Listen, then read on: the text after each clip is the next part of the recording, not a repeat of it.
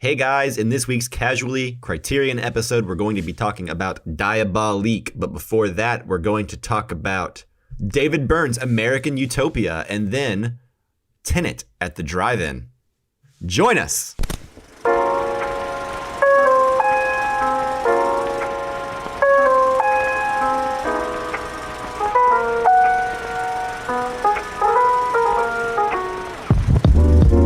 Hello and welcome to the Casual Cinecast, powered by Cinelinks. My name is Justin, and with me as always is a man who has been practicing how to get out of a bathtub silently, Mike. How are you doing? How's it going? Good. The key is, if you need to go to the bathroom, do it before you get out of the tub. Before you get out? Yeah. Otherwise, when you get out, you have to go submerge yourself right back in because it takes a long time to get out of the tub with no one hearing you. It'll make a lot more sense if you've seen the movie. Yeah, it will. If this is your first time listening to the show, this is a Casually Criterion episode, which is a Criterion Collection focused episode that we like to do every other week, usually, where we review a film from the Criterion Collection that is voted on by the listeners. Before we get into the main review, though, like always, we will be doing our usual News on the March section where we talk about the recent news and things that we've been doing or watching over the past week. So if you haven't seen Diabolique, you can keep listening, and then we'll move into our Casually Criterion review for Diabolique, spine number 35. It'll all be timestamped in the notes, so skip around however you want to, listener. That's right. Our podcast is your burrito to do what you will. Yep. You can go get a burrito, like I do, or you can go get a bowl, like, from Chipotle, which isn't really a burrito. It's just all the ingredients of a burrito. But you know what? Who am I to tell you how to enjoy your burrito? Yeah. There's a place I go to here in Houston, and I get a bowl sometimes thinking like, I'm going to be a little healthier because I'm not going to have the tortilla. And then they always offer me a tortilla on the side, and it defeats the whole purpose. Yeah, because I can't say no. Yeah, because tortillas are good. I know. It makes the whole bowl experience so much better. Yeah. But I try, and they foil my plans. Sons of bitches. Well, as you said, the listeners choose our Criterion Collection films. They chose Diabolique from a poll that we had on our Twitter account. So you want to follow us on our Twitter account at Casual Cinecast to stay up to date on the polls and to vote in our polls. We also have Facebook and Instagram at Casual Cinecast as well. If you want to send us any questions or topics to discuss, you can send messages to any of those social media accounts, or you can send an email to casualcinemedia@gmail.com. And then, of course, if you haven't done so already, you're enjoying the show, you want to help us, you want to help other people find the show, go onto iTunes or whatever podcast platform you use, give us a 5-star review, and say some kind words about us. That would be amazing. It would be amazing. Thank you in advance. Also, by the way, if you want to be a part of the new poll for our next Casually Criterion, that will be after the review, where we will be choosing a new theme. Should we go ahead and just tell them what the theme is? Movies that we're thankful for? Yeah. I came up with that. It's very original. Not a lot of people are thankful, in like this current month. So we really need to drive home the thanks. That's what I was thinking. If only there was something that just like made people stop and be more thankful at this time of the year. Anyways. Yeah, well, we're trying. Yeah. You ready to go into News on the March? Yes, I am. Let's go. Let's go. News on the March.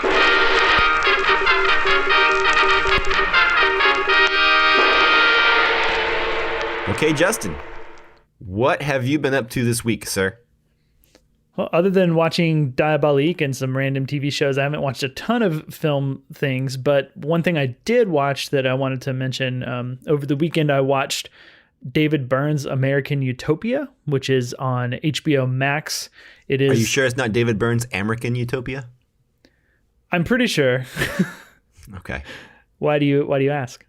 Oh, a typo that someone made in the show notes and then corrected before I had a chance to say it live on the show to give him a hard time. Well, you got it in there anyways. Didn't I know. I'm sorry. Not very tactfully. I'm sorry. That's okay. No, it's fine. So American Utopia it's essentially David Byrne, who is the singer of the Talking Heads, for those who don't know. Also has a film on Criterion called True Stories, which is a fun film. Really good at finding suits that fit him. Yes, extremely well-fitted suits. And anyways, so he has a Broadway show that he was doing, I think pre-COVID, and toured it around the world. And with COVID, I guess they decided to film it, much like they did Hamilton recently.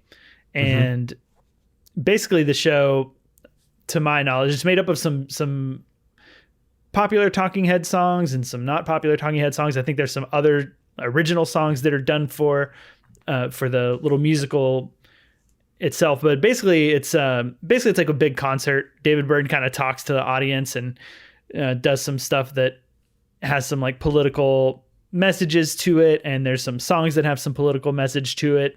Outside of that, though, it's basically a pretty fun Talking Heads concert that's worth watching, in my opinion. Although I guess it's not the members of the Talking Heads. He has a bunch of other bandmates that he's pulled together for this specifically. Cool. The cool thing I think about it, and that I think makes it worth mentioning, is that it's directed by Spike Lee. Yeah, now this intrigues me. This is not a mashup that I would have ever come up with in my brain. Yeah. You know what I mean? But like the energy here sounds really fascinating and cool.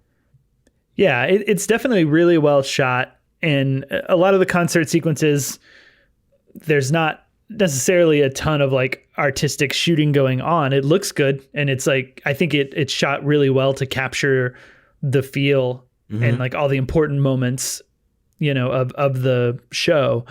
But there are several moments when they get into the more political stuff. There's definitely a song that is centered very heavily around the Black Lives Matter sort of situation that's going on. Right. And when they get into those, Spike Lee does do some flourishes where he breaks away to some other footage that he shot or other pictures and things like that. He splices that into the performance. And some of those moments are really effective and really worth watching, I think. I was about to ask, how well does that get pulled off? Because it sounds like it could be really effective or really like, whoa. I mean, it's the way you're describing it. It's jarring when it happens at first because he doesn't do it a lot, and it's really only like a couple of times here and there.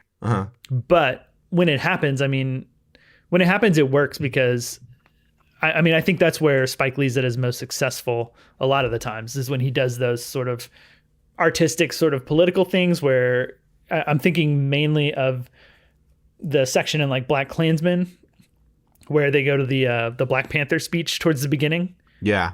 And there's all those like, not realistic sort of like artistic shots of the crowd listening and getting like fired up, that sort of thing. There's some stuff like that in that ballpark. Okay. That's pretty cool. And, overall, in my opinion, David Byrne and the Talking Heads are kind of just fun, like music to jive along to. So you get a lot of like fun stuff, to listen to, but you also get like, important political messages of our time. It's probably not anything you haven't heard anywhere else, but it's delivered through a nice package from David Byrne and Spike Lee that's maybe a little more digestible than. I think so. Yeah. Cause the rest of it, you're getting, fun music, that's entertaining and kind of getting a concert, and then it kind of, not dips in a bad way, but like takes you to a darker spot. I guess made it feel a little bit more than just a live concert that's worth mentioning, Yeah. Okay. But cool. If you this is on HBOMax, right? Correct. Yes. Yeah. Okay. And it's about an hour and 45 minutes, I think, hour 40, something like that. Seems pretty breezy.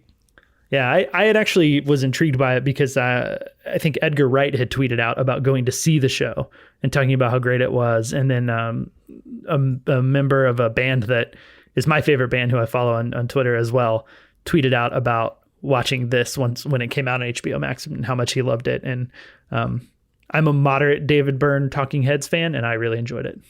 Yeah, that surprised me the most, I think, whenever you told me you watched this, is because I've known you for a long time, and I know you like the Talking Heads okay, but I never would have pegged you as like the go out of your way to watch David Byrne kind of fan. So that's cool. That's really cool. I'm glad you liked it. Yeah, I think it's between Edgar Wright and the band member, who are people that I respect their opinions, and the perfect storm of recommendations. Yeah, and being such a big fan of true stories. his film. I think that the movie's really fun. Yeah. So Cool. the combination of that made me interested in watching this. Awesome. Well, now you have me interested in watching this as well. Well, cool. That's why I come up here. That's why I bring these things up. That's why we do this. Cool. So on that note, that is all I have for American Utopia. So what do you have this week, Mike? So if you are a avid listener of the show, or even if you're not, I wasn't here last week. So the reason I wasn't here last week is because I went down to Dallas to hang out with my friends, and we decided to go see Tenet in a drive-in. And there's a drive-in, I guess, in Ennis, Texas, which is close to Dallas. Oh, I know Ennis. Yeah, and you can go there, and there's like 6 different screens. It's like I've never been to a drive-in with like more than one screen before. Yeah, Because I come from a hometown where we had a drive-in, and I saw lots of movies growing up in the drive-in movie theater.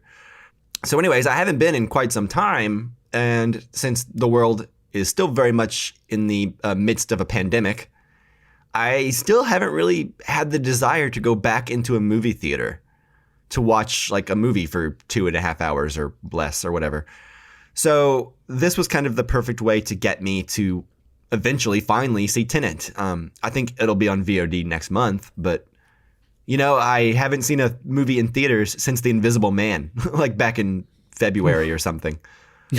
Yeah, so long ago.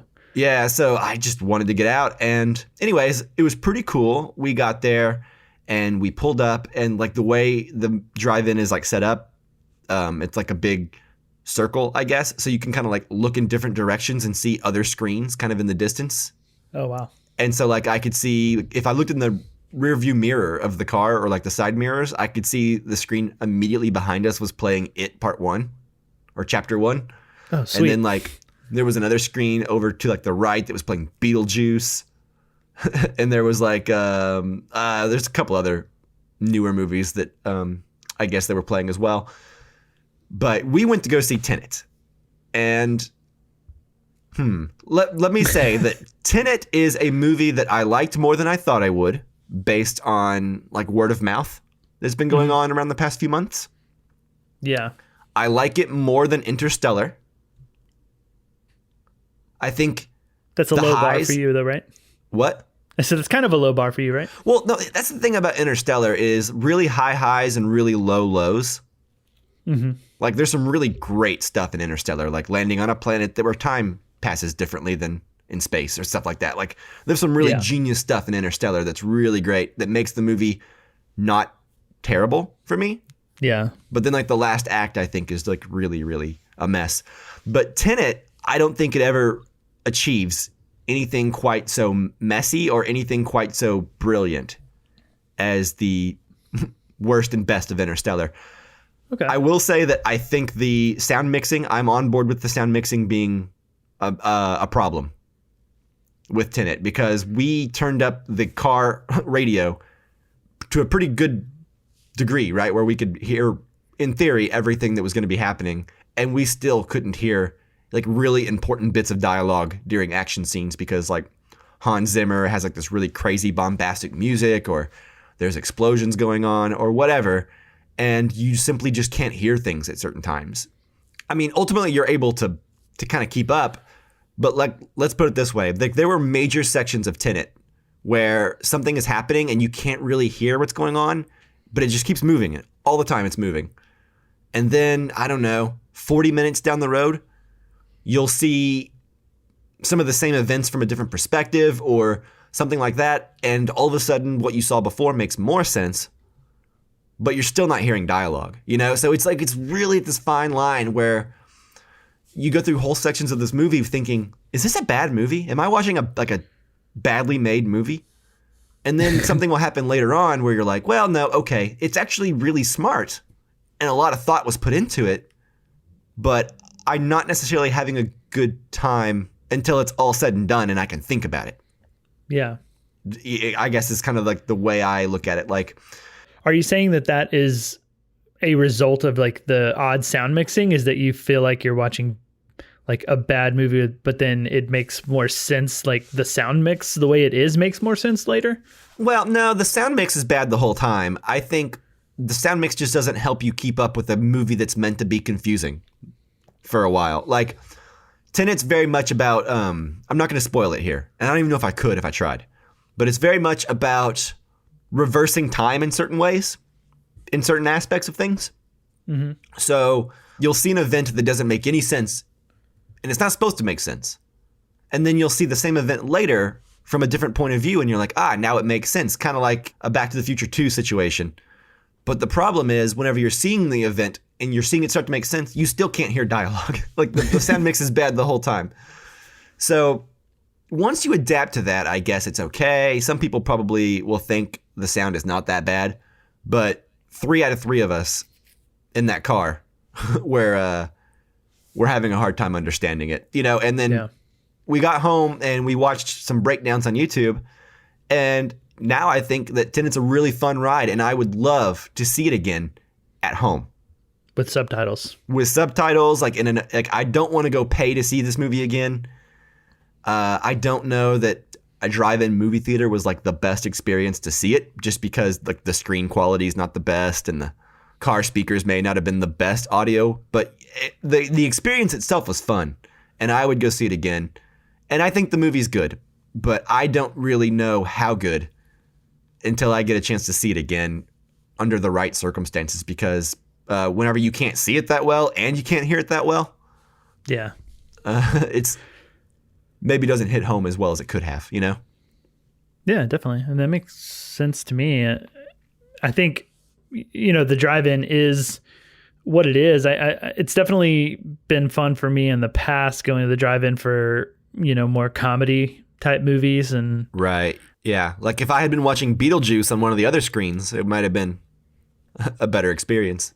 And I think the drive-in is getting like somewhat of a resurgence now with COVID, because it's kind of a good way to go watch a movie and not be at risk, right? Yeah, we went on a Tuesday night, and there were cars in and out of that drive-in the whole time.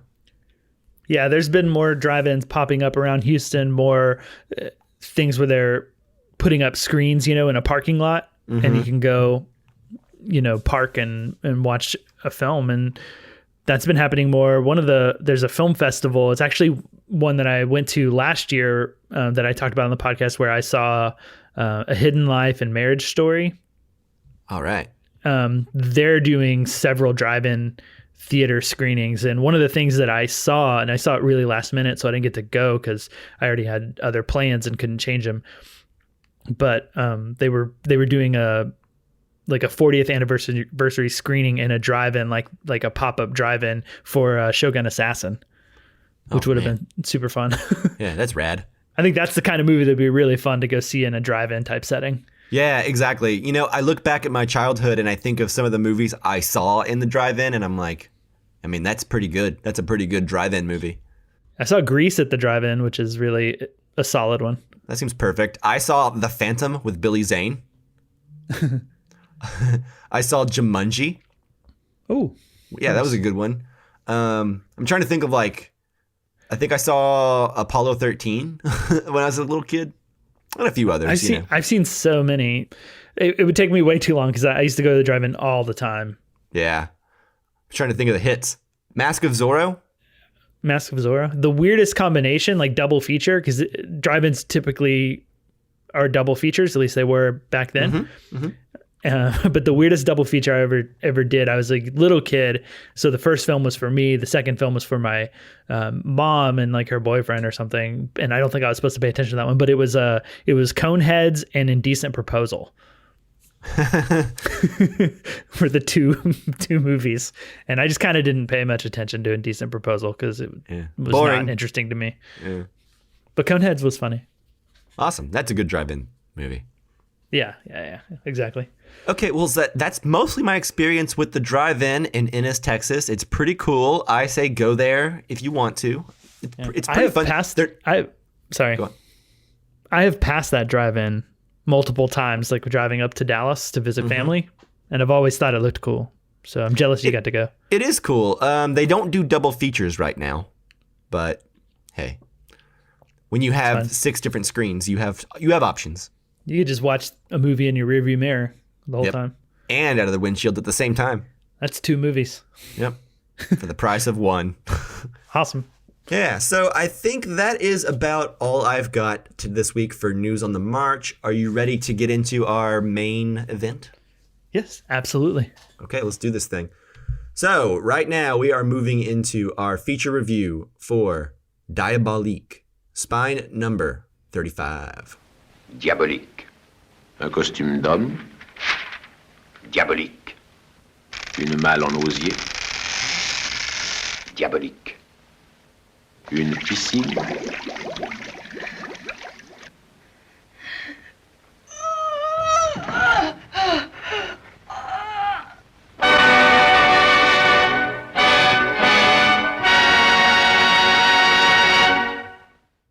Okay, so as always with our Criterion films, we will not be doing our general spoiler-free section up front. We will be jumping straight into talking about the film, spoilers and all. So with this movie, maybe more than most Criterions, I would say if you have not seen this movie at all, do not keep listening. Pause the podcast, go watch the film, and then come back and finish, because there are definitely spoilery things that will diminish your enjoyment of the movie if you hear them. Greatly so. Yeah. All right. Diabolique was directed by Henri-Georges Clouzot. Beautiful pronunciation. Thank you. It stars Simone Signoret, Vera Clouzot, and Paul Meurice. Meurice? I don't know. You know, that's my best attempt. That's fine for me. Thanks, Might be Justin. Meurice. I don't know. Yeah, that sounds probably more accurate. The IMDb synopsis says the wife and mistress of a loathed school principal plan to murder him with what they believe is the perfect alibi. I have to say I like that one. But I also really like the first line of like the Criterion paragraph, like the one that's on like the back of the package, and it's on the website. But the first line of that is, before Psycho, Peeping Tom, and Repulsion, there was Diabolique. And I think that's pretty cool. I agree. It is pretty cool. It takes it's like a modern looking back synopsis, not necessarily a marketing one at the time. But yeah, no, I get it. I guess this film probably back in the day would have been pretty biting, I would imagine. It's still pretty biting by today's standards. It feels pretty twisty, turny in some pretty cool modern ways, you know? Mm-hmm. All right, so on that note, I don't know. Why don't you go ahead and get us started, Justin, on your overall thoughts on Diabolique? Sure, yeah. I think this was my choice, so it makes sense that I get started on it. So this is my second time to watch Diabolique. It is a film that I really loved the first time. Like, I think it's one of those films that I watched and immediately afterwards on probably whatever rating system I was using at the time. It wasn't Letterboxd, because I don't think Letterboxd existed when I first watched Diabolique. But I immediately rated this, 10 out of 10 or like 5 out of 5. I just thought it was really awesome and like a fun ride. The twist surprised me. It kind of shocked me and made me like sort of rethink. Like really quickly, it made me go through a lot of emotions, because I thought something was going on. I was like, oh, is this some sort of weird, like supernatural ongoing things? Like is that where this movie is going? Is this a ghost story? Is this not? And briefly, the film convinced me that it was for like 4 seconds, and then it didn't. And like going through that journey from like the last like few minutes of the film, and even the fact that it kind of cliffhangs that there might be some sort of ghost story thing going on, or maybe not, just kind of blew me away, and gave me a totally different feeling than I had up until that point. Like I didn't expect it to go there at all. So I was just kind of blown away on my first viewing, and I've been wanting to watch it ever since. It's actually a film I've been trying to get my wife to watch pretty much ever since we started dating, because I know she'll like it, because she really likes Hitchcock films. Yeah. And these sort of like suspense thrillers. Yeah. And judging by the language you're using here, I'm assuming she didn't watch it with you this time. She did not. She did not. We were supposed to watch it, and then some other things came up, and I ended up watching it by myself.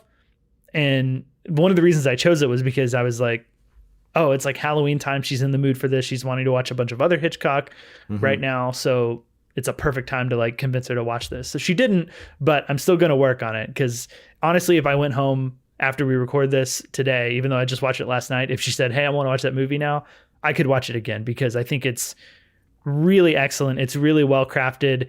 The performances are really interesting. Even though I knew what was going to happen and I knew the whole twist and everything, it was really fascinating to watch this time and kind of watch everything play out knowing what's coming. Yeah, everything's there at the beginning. You know, I mean, it all seems obvious in retrospect.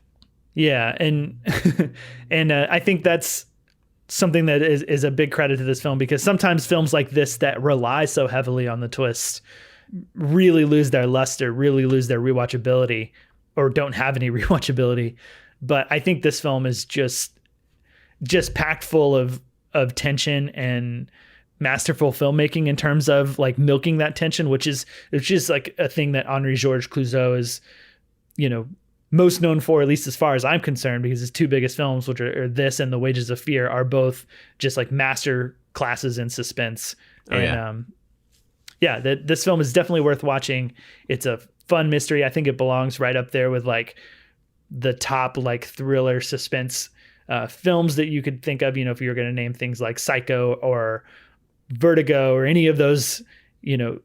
I'm trying not to name all Hitchcock ones, but I can't really think of any. Notorious. Any other ones. Notorious, North by Northwest, you know, any of those like classic suspense films. This belongs right up there with all of those, in my opinion. I think it's great.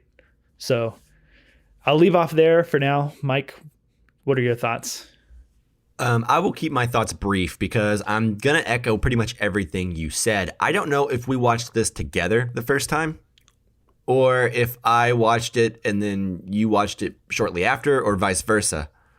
But I had a very similar experience the first time, which is that I saw it. I thought, this is incredibly crafted, right? Like we use Hitchcock because, yeah, he's an old suspense director, but I think Hitchcock is kind of notorious, no pun intended, for being really good at building suspense and like structuring suspense and just understanding the language of it and how it works. And I think Clouzot here is, you know, right there with him, especially based on Wages of Fear in this film as well. You know, the background noise in this film is used to such great effect. You know, the school bell. Mm-hmm. Or just, you know, sounds that break tension in this. You know, it's just actually quite fascinating. The script is really tight. Everything is there at the beginning of the movie. You have all the pieces you need. You know, like, I mean, everything, just down from like the shot, the opening credits of the pool, the water, you know, to them mentioning getting the big trunk, you know, the wicker trunk down. Like everything is just there at the beginning of the movie. The dynamic between the characters, the other characters commenting on the strange dynamic between our three main characters and how it's weird, you know, that dynamic should have been a clue to the very beginning of what the overall outcome of the film should be. You know, it's all just really fascinating because the second time you watch it, it's all so obvious, but it's still so masterfully crafted that you're like, well, maybe I remembered it differently, or maybe it'll be different. You know, maybe this person's actually better than I thought, you know? Yeah. But it's all just expertly crafted suspense thriller. This is, you know, one of the more tightly crafted, well-made, well-shot thrillers that I've seen. You know, it still holds up. I know they've tried to remake it a couple times. I don't think I've seen anything that is, you know, a remake of it, but I would be fascinated to dive into one of those remakes just to kind of see if they're able to capture like a fifth of the suspense that this movie makes me feel, especially in the last act. Yeah, the last act is incredible. Or yeah, basically once she's in bed and told to like stay there. Yeah, once what's her name leaves. Yeah, Simone Signore. Yeah, I was trying to think of the character's name. And I couldn't. Her name is Nicole. I should know that because that's my wife's name. And I kept thinking about that and hoping she never plots to kill me. Yeah. But speaking of speaking of plots to kill, I think one of the most fun things about this movie is that their plan is actually really good. It wouldn't hold up by today's forensics, but yes. No. But it makes sense, right? And you're watching it and you're thinking like, yeah, as long as they don't crack mentally, fuck it up. They should be good, right? Yeah. And it's really fun to watch a really elaborate but really well thought out murder plot unfold on screen. And this film gives you two, because once the twist happens and you kind of realize what's going on and what's happened, you get to revisit the whole movie in your head or watch it again. Yeah. And watch a second murder plot that's perfect, almost perfect, right? Because they do get caught in the end by the policeman. But you get to watch a second like perfect murder plot unfold on your second and subsequent viewings, which is great.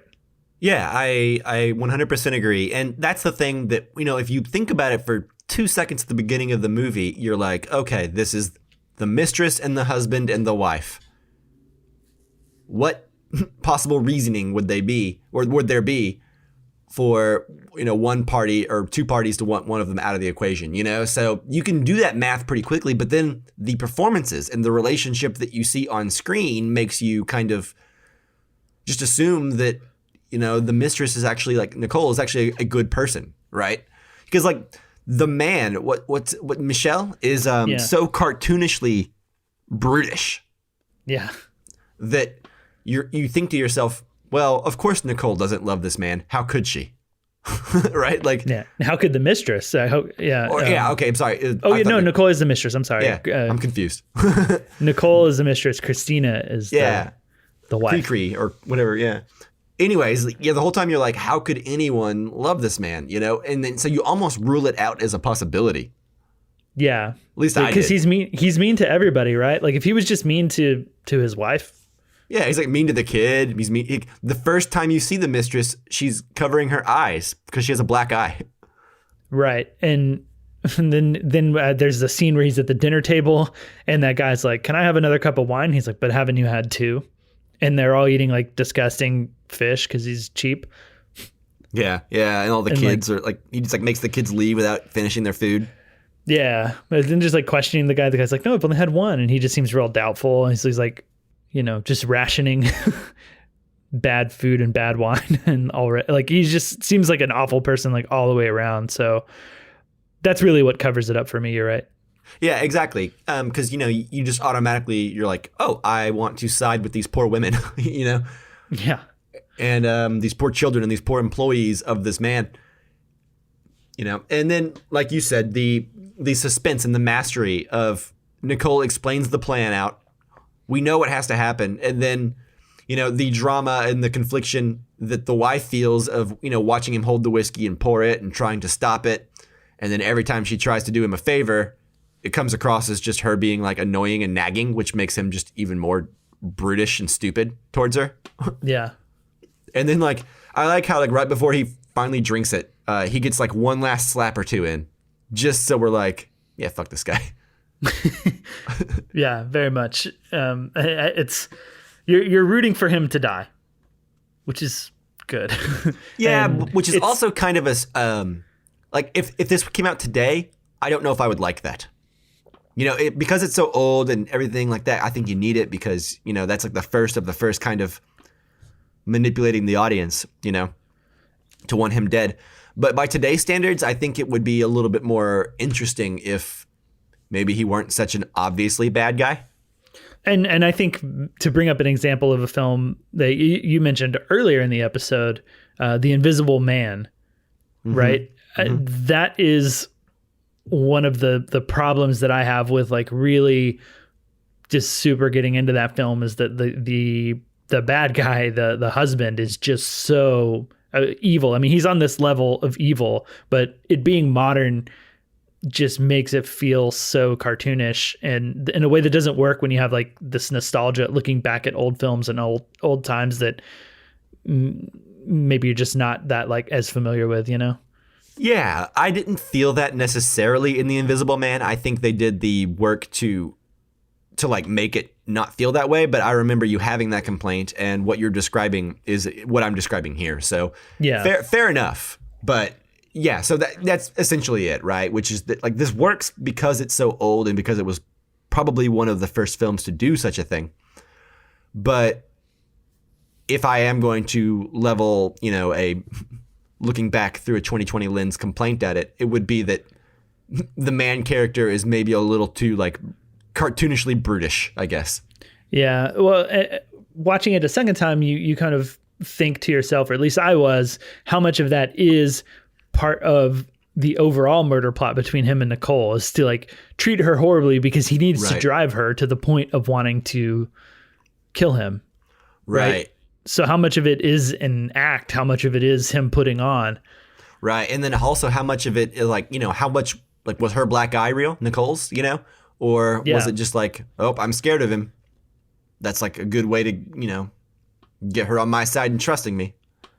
Mm-hmm. Yeah. Which that's so, fun to watch on the second one. That scene where he's toying around with, at least on a second viewing, he's toying around with drinking the poison because he's aware of what it is, or not what it is or what it's supposed to be, right?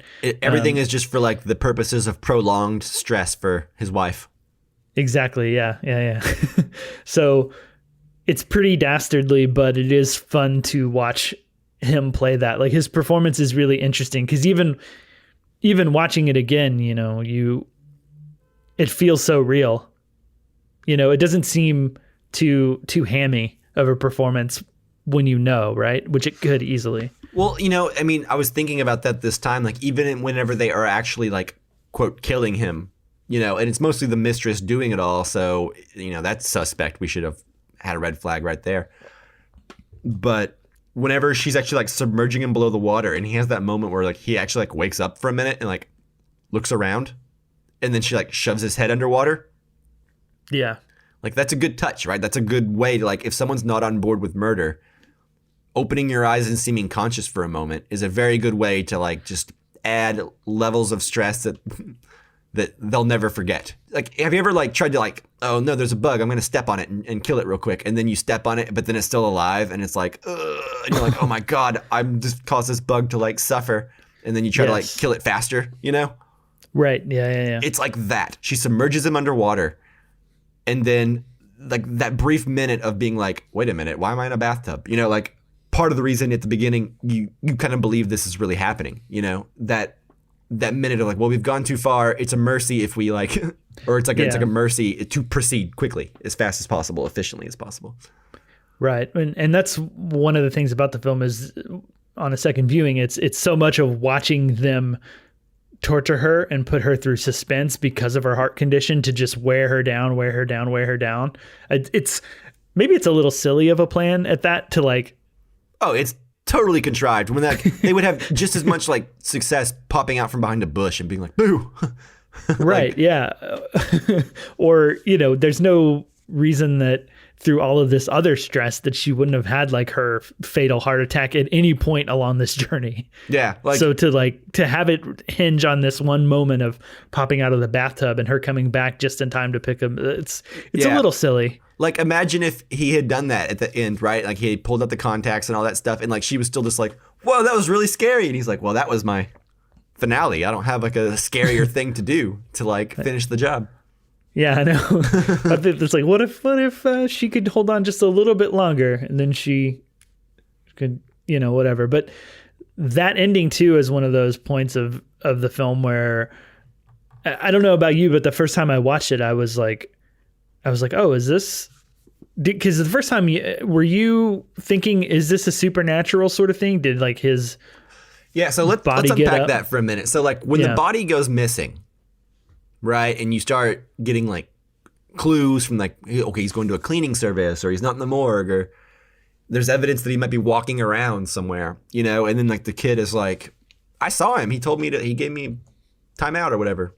I did not believe supernatural, but man, is that like a part in the movie where when you're watching it for the first time, you are glued to the screen. whenever you first realize his body's not there and he may be alive and he may just be like messing with her or them, you know, what a cool plot, right? Because then you're like, at least in my brain, I'm like, oh no, okay, so he was already a bad guy, but now he's a bad guy who knows that they tried to murder him. So what's he going to do now? You know, like what kind of torture mental anguish is he going to put her through, you know?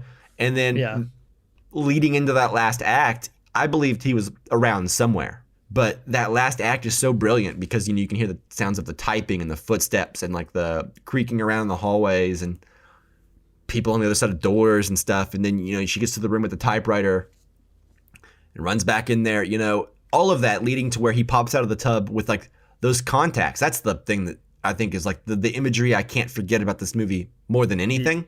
Yeah. Are those like crazy big contacts that look super uncomfortable that he like takes out of his eyes back. Like, you know, I don't know. It's just. It's effective. Yeah, it is really effective. Like just the way he stands up at the end, you're like, God, that is very creepy. You know, like what a creepy, like he even looks dead. Like his hair's all perfectly like messed up and I don't know. Yeah, good stuff. I think the easiest other like film moment that I can compare that to, and spoiler alert for Hitchcock's Vertigo, but I felt the same way when I watched this film as I did the first time that I watched Vertigo.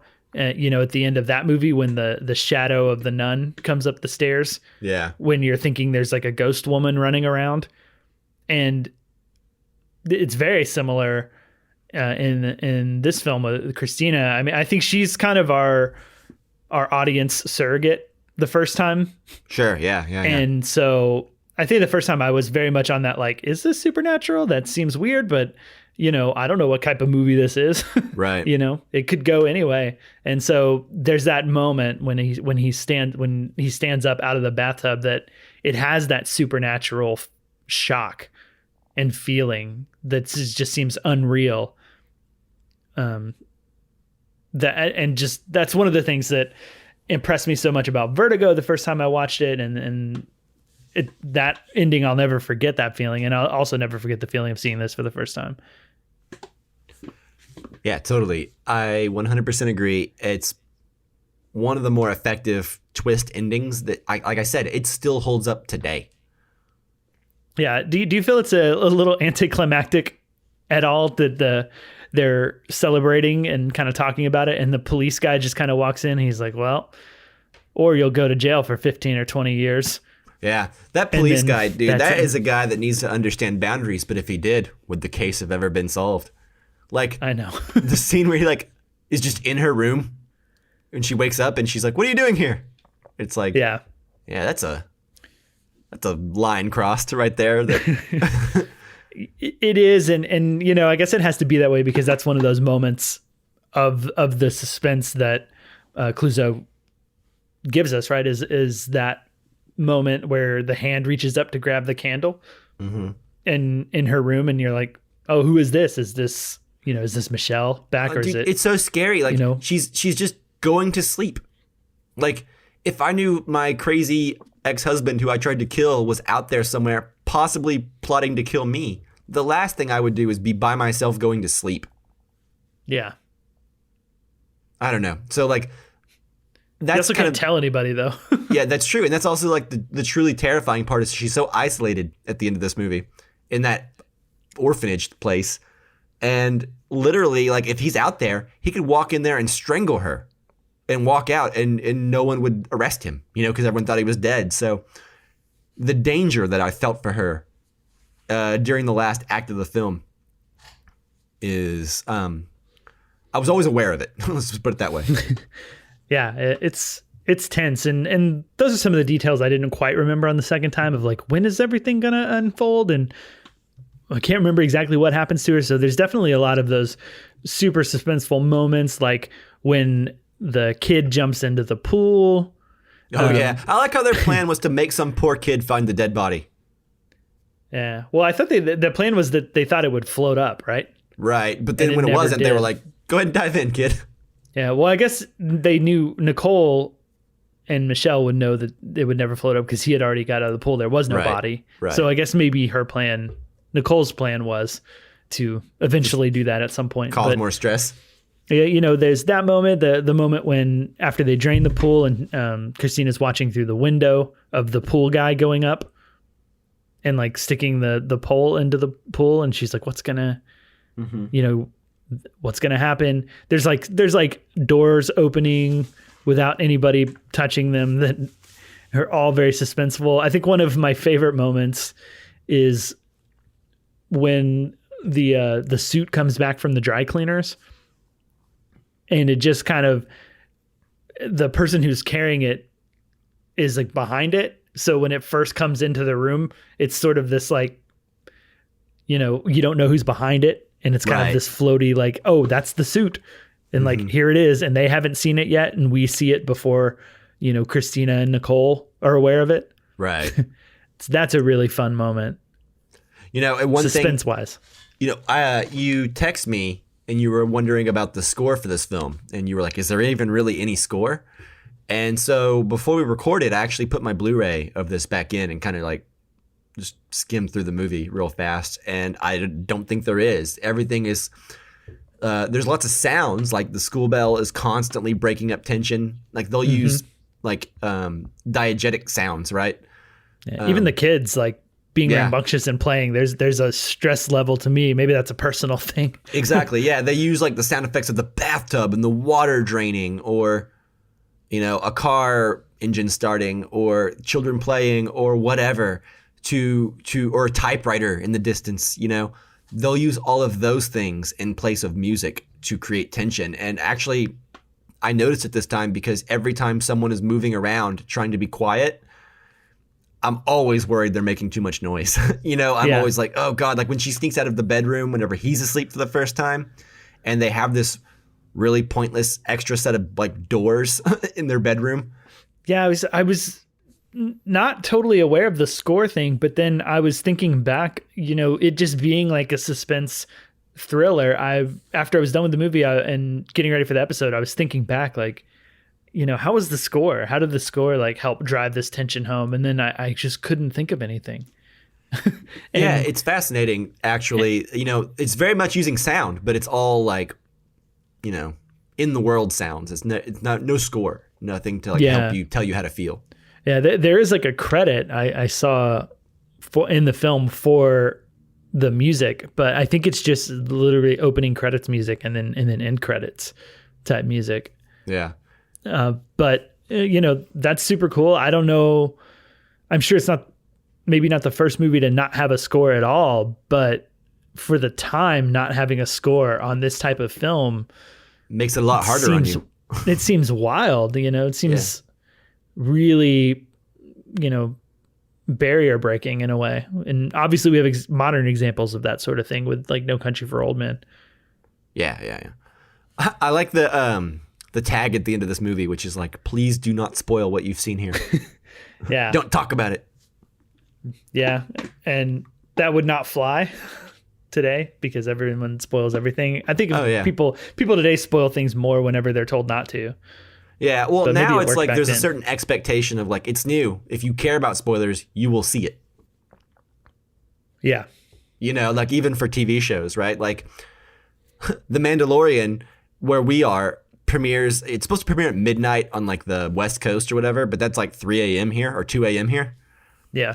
And so like my choices are either to, because, you know, Google and social media kind of knows what you're into. So like it'll like pop up stuff that you like are interested in, even if you didn't look for it. So like if I don't want to get spoiled for that stupid show, I have to watch it before work or stay up till 2 a.m. to watch it. Otherwise, there's no way I can go through my whole work day without Google or Reddit or Twitter or someone spoiling that show for me. Well, you're a trooper for doing that. Yeah, well, waking up early is easier than it used to be. It gets easier as you get older. That's true. I wake because up it just very early happens and you're compared to like, how why am I used to. awake right now? I want to be asleep. Back to Diabolique, though. One of my favorite things, and I've already mentioned it, is, you know, we go through the whole twist of the film, and I love that there's one sort of final twist before the end credits roll, and it's the kid who had previously seen Michelle, and everyone thought he was lying. Mm-hmm. And even we as an audience don't necessarily know if he's telling the truth until, we find out that he is alive. So like, okay, yes, he did tell the truth. But at the end, he says, I saw Mademoiselle de la Salle, or however you say her name. And everyone's like, oh, you're a liar. Go to the corner or whatever. But I like that the film ends there on that note. Yeah, just that one kid who we've known to be truthful so far, even if he is mischievous, And he's like, is she still around somehow? Dun, dun, dun. Yeah. Yeah, so is there one more twist to this plot? Did she fake a heart attack? That seems easier than faking being drowned in a tub. Yeah, it seems easier to fake a heart attack, but then they're like, her body was taken off this morning. I feel like anyone who would haul off a body would be like, ma'am, wake up. We know you're alive. Yeah, she has a pulse. Never mind. yeah, she's literally just laying here. Yeah. So yeah, that's unlikely, but I do like this sort of, oh, is she gonna haunt this place now? Yeah, it's a shame that element. Yeah, it's a shame it doesn't end with Nicole and the husband basically being like, we're just gonna live here, everything's great. Right, they're selling it, yeah, because then there could be the implication that she could get revenge and as a spirit or as a person faking her death. Yeah. But be setting up for a sequel. Yeah, but I guess them going to jail works too. Yeah, it works. Let me ask you a question. How would you have felt if they were driving to jail and they hit a bump on a road and exploded? I would feel like that ending maybe undercut all the hard work and suspense that they built up throughout the course of the movie. Yeah, fair enough. Would that be a fair assessment of the ending if that happened? I think so. And it made me feel like Clouzot really only has one ending in his films. Yeah. Because all of his films end the same way. Yeah, it's a banger of an ending though. So why... Yeah. It's like Michael Scott pulling out a gun in improv. It's like, what more intense can happen than people blowing up at the end of a movie? Exactly. Like, you can't get any more intense. You can't top it. So I'm just going to end every movie that way. Some people will know what we're talking about. Yep. I'll leave it for them and only them. Yeah. Are we done? I have one other question. Okay. That I want to ask you if this works for you as just a suspense building device, or if this feels a bit like a loose thread that you wish was tied up. And that is the upstairs tenants in the building, how they're acknowledging that he is aware of the time. Yes, I thought of that too. The bathtub drain, and he notices that it empties like super early in the morning instead of empties at night. Mm-hmm. So like that really sets up that they're going to factor into this plot somehow because they realize something's weird with the bathtub situation. Yeah, so that works for two ways, right? Like it helps us with the bathtub situation. It helps kind of like bring eyes to it because they're not using music, right? So a lot of the suspense has to be built through sound effects and world building that way, right? Because him hearing the drain adds an extra layer of suspense versus if it was just like a suspenseful music, Right. I did think this time, I was like, did I forget about this character being important because he's writing down times that things were happening, etc. Like this is like a log that they could not have anticipated. Right. But ultimately, I don't know that it's a loose thread so much as he's a character that I wish we had checked back in with, because I love how he's like, these bitches, I hate these bitches. These bitches, bitches, bitches. And then like it cuts to like the next scene and he's like, well, I hate to see you go so early. Yeah, it's a shame you're leaving. Yeah. Yeah, like, that's actually really funny. Yeah, I was like, this fucking guy. Yeah, and I guess that scene does pay off on a suspense level and with tension, especially with that next scene where he's saying that, but he's also helping them load the wicker box. And he's like, go ahead and start emptying the trunk. I'll go get the better trunk. And they're like, nope, we gotta go. Because you kind of think like he's already angry at them and maybe a little suspicious of why that's happening. So I guess that pays off in a sense that like any other super suspicious thing is going to just tip him off to something being wrong, right? Yeah. So, I mean, it's obviously very suspicious if he opens the basket and there's a dead body in it. But, them even acting funny about it is a little suspicious too. Yeah. So maybe it should have, but like if there had been like another scene to the like okay, they're gonna get arrested because the PI overheard them talking. Like if there had been like a follow up of like maybe a couple scenes of like or newspaper clippings, like there could have been like interview with like a neighbor who says that he heard all this going down or something. I don't know. Who knows? Right. If he had visited them before the finale, with the scene with the PI visiting. Right. But then we're kind of breaking away from Christina, who is. Yeah, which is really the heart and soul of the movie. That's our POV. It would almost feel weird to go to a scene that she's not involved in. Yeah, go to a whole like city where she's not. Yeah, I mean we do have some of those, but we have like the picture being taken outside is the one I can think of. Yeah, where that's a scene she's not like directly in. I'm sure there's one or two more, but she's always nearby, right? Right. Yeah, but she's around, so it works. But yeah, that is the last thing for me. Awesome. Well, yeah, this movie holds up. Yeah, it's great. It's definitely pretty high up there. And it's one of those films from the Criterion Collection that I think if you could convince someone to watch like subtitles and watch a foreign film or a foreign black and white film, yeah, I think it's one that most people would really be into and really like if they give it a chance. Yeah, I feel like they would be into it within 10, 15 minutes. Yeah, I totally agree. Because, I mean, the film moves. Once it gets moving, it doesn't stop. Yeah, and especially like you said, once we turn that corner of the body's not in the pool, like if you're not hooked at that, I don't know. Yeah. I don't know what's wrong with you. All right.